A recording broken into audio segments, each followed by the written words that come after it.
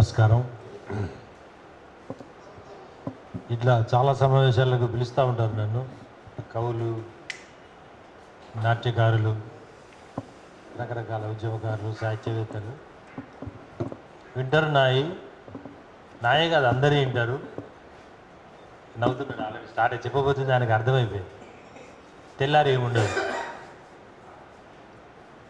ఇది నేను ప్రేమతోటి తెలంగాణ మీద, సినిమా రంగం మీద ప్రేమతోటి చెప్తున్నా. ఇక కవులకైతే మీకు తెలిసిందే అన్న. నమస్తే. కవులకైతే ఇంటికొక సంఘం ఉంటుంది, గల్లీకి ఒక సమావేశం పెడతారు. పొద్దున ఇదే ప్రెస్ క్లబ్లో మీటింగ్ అవుతుంది, సాయంత్రం దావత్ అవుతుంది, పొద్దున పుస్తకం రిలీజ్ చేస్తారు, తెల్లారి పుస్తకం మర్చిపోతారు. ఒక్క తెలంగాణలోనే సినిమా వాళ్ళు వేరే అన్న మాట్లాడదు తెలియదు. అన్నం పెడదా దా ఇది జవీర్ మురళన్న దొంగ సత్తే నాటకం చూసిండు. ట్యాంక్ బండి మీద వేస్తే, ట్యాంక్ బండి మీద ఆంధ్రోళ్ళు ఆర్గనైజ్ చేస్తున్నారు. వెనక ఒక 2 లక్షలు పెట్టి చార్మినార్ గెటప్ పెట్టిండ్రు.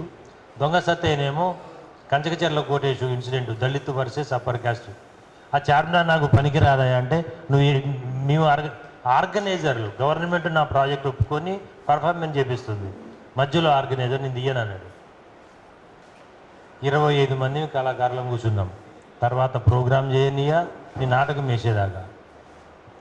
రమణాచారితోటి ఇంకెవరెవరో నాకు కొంచెం తెలిసిన పెద్దోళ్ళతోటి ఫోన్లు వస్తున్నాయి. శ్రీనివాస్ నువ్వు అక్కడ పోయి కూడా గొడవ నీకు గొడవ చేయట్లేదు స్వామి, నా నాటకం మీనింగే మారిపోతుంది. ఆర్గనైజరు ఒక కాంట్రాక్టర్, ఆంధ్ర కాంట్రాక్టర్. అయితే ఆయన కూడా తెలంగాణనో దళితనో ఏం వ్యతిరేకంగా లేడు, ఆయన ఇష్టం. టూరిజం డిపార్ట్మెంట్లో నాకు 10 లక్షలు వచ్చినాయి, నేను చార్మినార్ బొమ్మ పెట్టుకుంటా, అది కార్డ్బోర్డ్ బొమ్మే. 20 మంది కూర్చున్నాక గంట లోపల బొమ్మ తీసేసినారు, మేము నాటకం వేసినాం. అది కేవలం మేము కళాకారులం చేసిన గొప్పతనం కాదు, ఆడియన్స్లో కూడా చాలామంది మిత్రులు మాకు సపోర్ట్ చేసిండ్రు. ఎన్ శంకర్ అన్నకు 5 ఎకరాలు ఇచ్చింది తెలంగాణ గవర్నమెంట్, ఏమైందో తెలియదు. అంటే ఆల్మోస్ట్ మురళన్న మాట్లాడినాక నాకేమనిపించింది అన్నా, ఆయన మాట్లాడినాక ఇంకేం మాట్లాడటానికి లేదనిపించింది నాకు. అన్నీ కవర్ చేసిండు, అటు క్రియేటివ్ పార్టు, ఇటు పొలిటికల్ పార్టు, ఇటు ప్రొటెస్ట్ పార్టు, అటు సమాజ్. నేను మొత్తం భారతదేశం అంతా తిరిగిన నాటకం నేర్చుకోవడానికి. కేవలం మన తెలుగులో మాత్రమే నాటకం వేస్తే పెయింటింగ్ కూడా రాడు, పెయింటింగ్ వేస్తే నాటకం కూడా పోడు, సినిమా తీసినోడు దగ్గర నాటకం కూడా చూడాడు, ఎవరికి వాడే పుడుంగు అనుకుంటారు. ప్రపంచ సినిమా ముందల, భారతదేశం ముందల తెలంగాణ సినిమా పెడితే ఇక్కడ ఉంటుంది. సారీ టు సే, ఉన్నారు మన దాంట్లో క్రియేటివ్ పీపుల్ ఉన్నారు. అందుకని నా అత్యంత బాధాకరమైన, నేను కూడా సేమ్ ఇట్లనే అన్న, అది కూడా చెప్పేసిండు. రంగసంగమం అని 300 మంది నాటకాలని తెలంగాణ అందరిని కూర్చోబెట్టి రంగసంగమం అని స్టార్ట్ చేసి, ప్రతి జిల్లాలో ఒక ఆడిటోరియం కట్టాలి, ప్రతి జిల్లాలో ఒక థియేటర్ ఇన్స్టిట్యూట్ పెట్టాలి.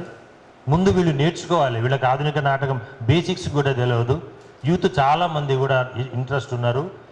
సినిమా రంగంలో ఎట్లయితే ఒక ప్యాషన్ తోటి పోతాడో, వాడికి ఒక లైవ్లీహుడ్ ఉంటుందో, నాటక రంగం కూడా ఒక లైవ్లీహుడ్ క్రియేట్ చేయొచ్చు. ఇది మహారాష్ట్రలో జరిగింది, వెస్ట్ బెంగాల్లో జరిగింది, కర్ణాటకలో జరిగింది అని చెప్తే తెల్లారి అన్ని పేపర్లు రాసినాయి. 4వ నాడు మురళి గారు చెప్పినట్టు మీరు కూడా చెప్పేస్తున్నారు, ఎందుకంటే రిటైర్ అయ్యింది ఇప్పుడు, ఆయన మీద కక్ష తీర్చుకోలేడు. రమణాచారి గారు ఇందులో సగం మందిని పిలిచిండు, పిచ్చి కొత్త సంఘం పెట్టించి ప్రతి గ్రూపుకు ఒక 20,000 ఇచ్చి మీరు నాటకాలు వేయండి. రంగ సంగమం పేరు ఇంకోసారి నాకు వినపడద్దు. నా ఒక్కడి వల్ల కాలే, ఎందుకంటే నాకు 2 బాధ్యతలు ఉన్నాయి, ఇటు కవిత్వం ఉంది, ఇటు నాటకం ఉంది. నేనే గ్రామాల్లోకి పోవాలి, నేనే యాక్టర్లను పోగు చేయాలి, నేనే వాడికి ట్రైనింగ్ ఇవ్వాలి, నేనే గిరీష్ కర్ణ నాటకాన్ని, షేక్స్పియర్ నాటకాన్ని ట్రాన్స్లేట్ చేసుకోవాలి, 3 నెలలు వాళ్ళకు జీతాలు ఇచ్చి నాటకం వేయాలి, మళ్ళా జిల్లాల్లోకి పోయి అన్నం పెట్టాను ఒక ఆయన్ని, స్టేజ్ ఇయ్యను ఒక ఆయన్ని. ఈ పని 40 సంవత్సరాలు చేస్తున్నా, 40 సంవత్సరాలు. చాలామంది నేను క్యాబుల్లో తిరిగితే మిత్రులు కూడా నమ్మరు. చీమలు సంవత్సరం పెట్టుకుంటే నాకు గాసం 6 నెలలే ఉంటుంది. ఎవ్రీ 6 months నా భోజనాలు, నా రెంట్లు, నా యాక్టర్లకు శాలరీస్, ఈ 6 నెలలు కాగానే మళ్ళీ ఎత్తుక్కోవాలి. సో అన్న బైరాగి కాబట్టి పిలిచిండు, లేకపోతే పిలవరు. రేపు మీరు పుష్ప 2 తీసి ఇందాక చెప్పిండు కదా, ఎవరు అన్న చెప్పిండు, మీ కొడుకులకి కాకిబూర ఏదో కోడిబూరు అన్నాడు. అది చేస్తారా? ఇరానియన్ సినిమాలాగా ఇంటికి చుట్టాలు వస్తే రొట్టెలు తేవటం కోసం మక్బూల్ అన్నకు డైరెక్టర్ పేరు తెలిసే ఉంటుంది, మక్బూల్ బఫ్, చిన్న బడ్జెట్ తోటి ఇంటికి చుట్టాలు వస్తే రొట్టెలు తేకుండా రొట్టెల కోసం ఆయన పడ్డ కష్టం సినిమా ఇంటర్నేషనల్ అవార్డ్స్ వచ్చినాయి, ఇరాన్ ప్రజలు కూడా చూసిండ్రు. ఇక్కడ ఎంత అమాయకంగా ఉన్నారంటే, చిరంజీవి గారు అంటారు అది ఇంటెలెక్చువల్ సినిమా, అది ప్రజలకు అర్థం కాదు, సినిమా ఇట్లనే తీస్తాం. ఒక ఫార్ములా భారతదేశంలో ఫిక్స్ అయింది. మీరు ఏ భాష కమర్షియల్ సినిమాకు పోయినా డ్యూయెట్లు ఉండాలి, ఫైట్ ఉండాలి, ఒక సమస్య, దాన్ని విప్పడం కోసం ప్రొటగోనిస్ట్ పోరాటం, చివరికి ముడి విప్పటం, inciting incident, conflict, ప్రోగ్రెషను, climax, resolution. ఇది 5 నిమిషాల్లో చేయొచ్చు, 2 గంటల్లో చేయొచ్చు. అందుకని పొలిటికల్ పోరాటం మీరు చెప్పిన అన్నిటికీ పూర్తి స్థాయి ఏకీభవిస్తున్నా, అవసరమైతే నాటకాల వాళ్ళని ఒక 100 మందిని కూడా మీతో వస్తా.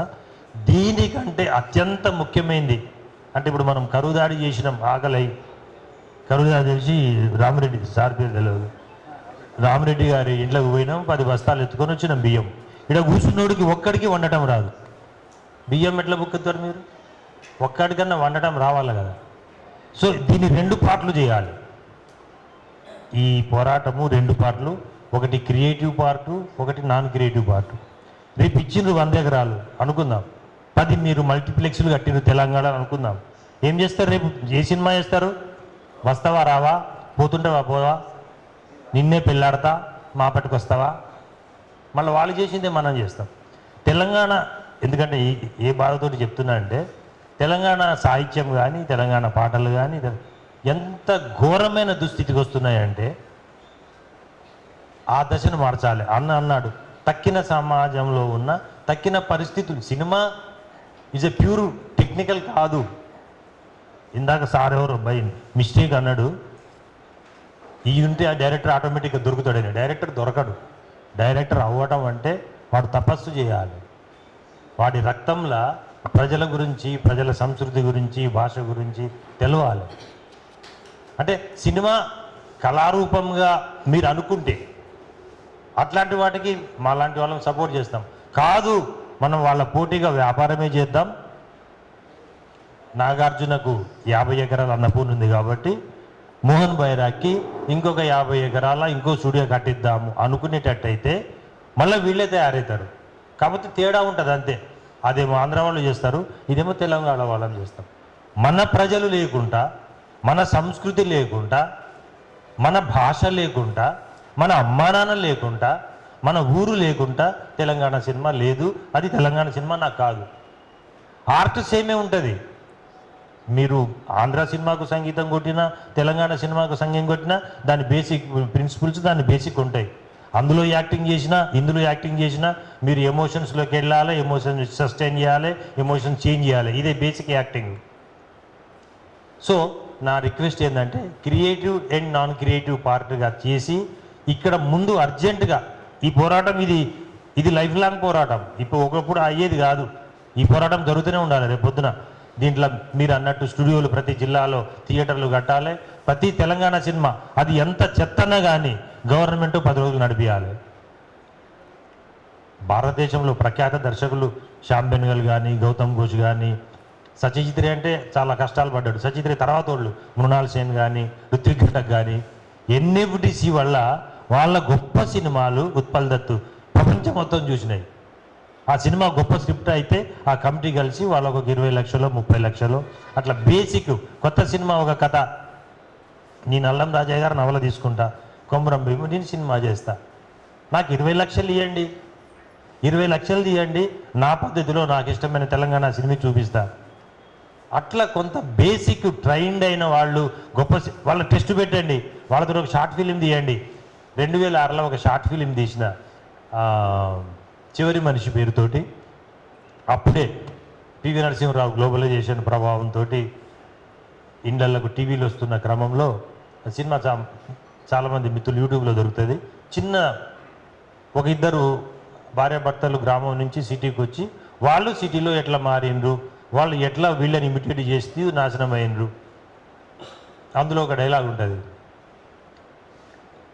ఆమె అడుగుతుంది, పక్కింటి పద్మ రోజు బంజారా హిల్స్ పోయి రోజు 1000 తెచ్చుకుంటుంది, నన్నేమో నువ్వు కూలికి పొమ్మంటావు, నువ్వేమో ఫ్యాక్టరీ పోయి 600 తెస్తావు, నా కొడుకు రేపు పొద్దున గవర్నమెంట్ స్కూల్లో చదవాలి, నేను ఎందుకు పోవద్దంటాడు. ఒక రకంగా చూస్తే మొరాలిటీకి సంబంధించిన ప్రశ్న, వ్యభిచారమే చేయాలా కష్టపడటానికి సంబంధించిన ప్రశ్న. రెండో ప్రశ్న, నేను ఈ మోడర్నిటీలో తక్కిన వాళ్ళతో నేను కూడా ఎదగాలనే తపన. అట్లాంటి సబ్జెక్ట్ సినిమా ఫ్రాన్స్ ఫిలిం ఫెస్టివల్లో సెలెక్ట్ అయింది, స్క్రీన్ అయింది.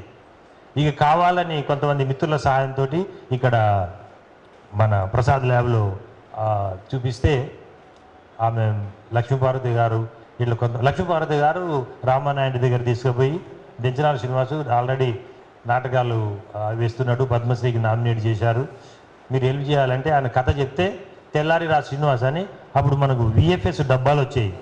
ఒక డబ్బా ఇచ్చిండు పొద్దున పోగానే రామానాయుడు గారు, వెంకటేష్కి హిట్ లేక 6 సంవత్సరాలు అయింది, ఇది నువ్వు తీసుకుపోయి సేమ్ ఈ కథని మళ్ళీ రాసుకొని రా అన్నాడు. నేను అప్పుడు చేసి ఉంటే ఈ పడగల 3-4 సినిమాలు పడేవి. నా కొడక నేను సబ్జెక్ట్ ఏంది, నేను పోయి మళ్ళీ ఇంగ్లీష్ సినిమా చూసి మళ్ళీ దీనికి పేరడీ రాయటం ఏంది అని మళ్ళీ అడుగు పెట్టలేదు. అంటే నేనేమంటున్నా, ఇందాక అన్నాడు సారు మురళి గారు, వీళ్ళు లేస్తున్నాడు, ఇక అయిపోయిందని లేవబోతున్నాడు, అయిపోయింది. ఎవరికి వాళ్ళు కాకుండా ఇప్పుడు సినిమా తీసేవాళ్ళు ఉన్నారు, ఆయన ఇంకెన్నాళ్ళు తీసిండు, మనం ఎంతమంది చూసిండో మనకు తెలియదు. డిబేట్ పెడదాం, చెత్త సినిమా అయినా సరే, తెలంగాణ ఆయన అయితే ఆ సినిమా చూద్దాం, ఆ సినిమా ప్రమోషన్ కోసమో లేకపోతే థియేటర్లు ఇవ్వకపోతేనో డిస్ట్రిబ్యూటర్ కోసమో ఆయన ఎక్కడెక్కడైతే ఫైట్ చేస్తాడో వీళ్ళు నిలబడితే చాలు. ఇందాక సార్ అన్నాడు కదా, ఎవరు చెప్పారు, వీళ్ళు మనం పోయి ఆడ నిలబడితే చాలా పనులు అవుతాయి. ఇక్కడున్న మందే సినిమా మినిస్టర్ ఇంటి ముందర కూర్చొని ఇగో పలాని సినిమా తీసినాము, ఆ థియేటర్లో వాళ్ళు కావాలని ఇవ్వట్లేదు, అక్కడ రిలీజ్ చేయండి అంటే గవర్నమెంట్ తప్పకుండా ముందుకు వస్తుంది. బేసిక్గా ఇన్స్టిట్యూట్స్ అట్లీస్ట్ 30 జిల్లాల్లో 10 జిల్లాల కలిపి ఒక ఫిలిం ఇన్స్టిట్యూటు, ఇంకా ఫిలిం ఇన్స్టిట్యూట్ కంటే ముందు అట్లీస్ట్ వర్క్షాపు, ఒక గ్రేట్ సినిమాటోగ్రాఫరు అంతర్జాతీయ జాతీయాన్ని తీసుకొచ్చి మనకున్న కెమెరామెన్ యంగ్ మెన్లకు శిక్షణ, యాక్టింగ్లో శిక్షణ, డైరెక్షన్లో శిక్షణ, ఇట్లా క్రియేటివ్ 2 పనులు చేయాలని మీ అందరికీ ప్రార్థన చేస్తూ ఈ అవకాశం ఇచ్చిన మిత్రులకు థ్యాంక్ యూ చెప్తూ నమస్కారం.